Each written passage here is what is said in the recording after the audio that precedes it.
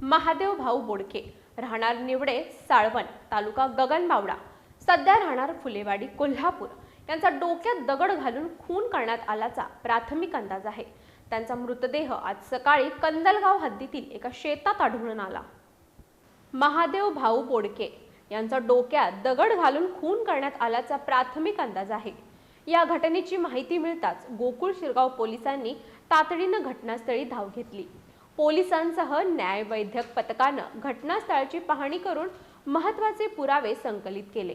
प्राथमिक तपासात अज्ञात व्यक्तीनं डोक्यावर दगडानं वार करून त्यांचा खून केल्याचा संशय व्यक्त करण्यात येत असून नेमके कारण अद्याप स्पष्ट झालेले नाही।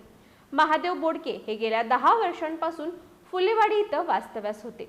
ते स्वतःची रिक्षा चालवून कुटुंबाचा उदरनिर्वाह करत होते। त्यांच्या अकस्मात आणि निर्घृण हत्येमुळे परिसरात हळहळ व्यक्त होत असून नागरिकांमध्ये भीतीचं वातावरण निर्माण झाले।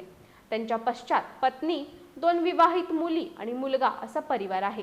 या प्रकरणाचा सर्व बाजूंनी तपास सुरू असून घटनास्थळावरील पुरावे, तांत्रिक माहिती आणि इतर बाबींच्या आधारे आरोपींचा शोध घेण्याचं काम सुरू आहे।